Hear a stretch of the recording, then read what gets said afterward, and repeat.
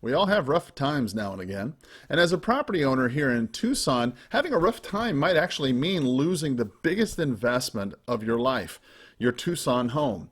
If you're unable to make your mortgage and insurance payments, you'll quickly be facing foreclosure with your lender if you miss a certain amount of payments, and this all depends on your mortgage document. Hi, my name's Carl Krenzel. I'm the broker over here at Carl Buys Houses. I'd like to talk with you today a little bit about the differences between a short sale and a foreclosure and give you some advice that I've learned over the past 23 years as a real estate agent, a broker, and an investor.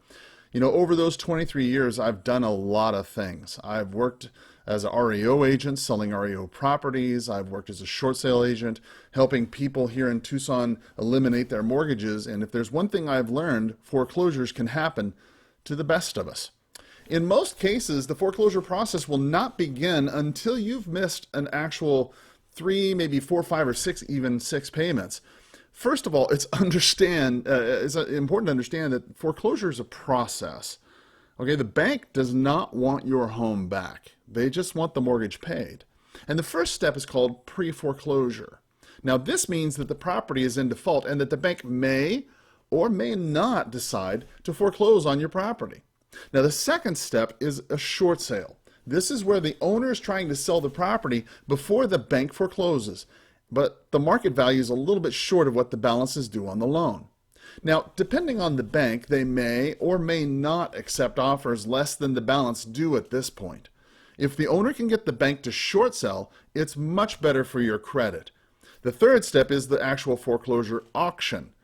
Now, the foreclosure auction is when the bank itself is trying to get the most money possible for the property in the least amount of time.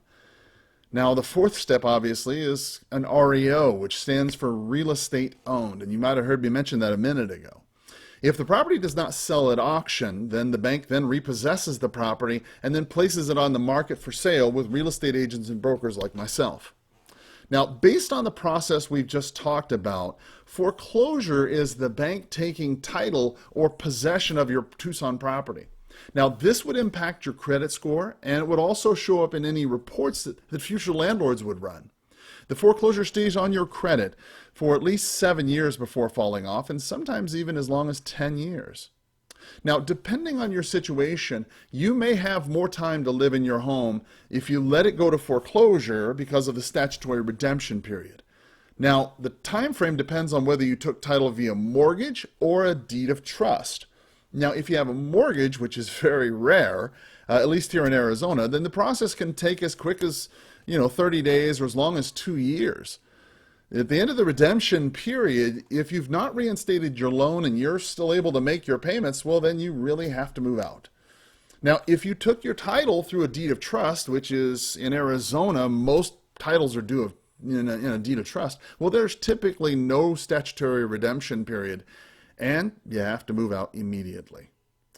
So is a short sale really the answer? Well, during a foreclosure process, as we talked about, you have the opportunity to list your Tucson property as a short sale.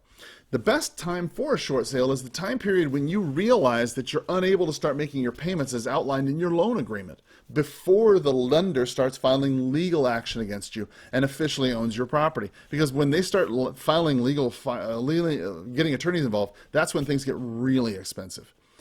Listen, you'll be able to list your house on the market and try to get an offer that'll satisfy the balance of your loan or get really close to it. Now, this might be a difficult process because you'll have to be in constant communication with your lender about the offers you receive, and you'll have to wait for them to approve or counteroffer them, the ones that you get.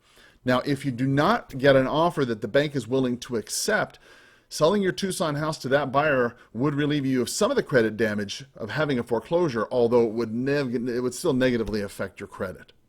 The best option, honestly, would be to avoid the whole foreclosure process altogether and negotiate a sale of your property before you get to the point where you're missing payments on your loan.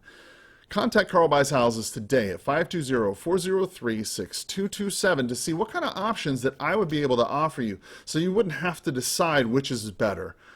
Foreclosure or short sale of your Tucson house. Thanks for calling me, and I look forward to talking to you soon. Have a great and powerful day. Bye-bye.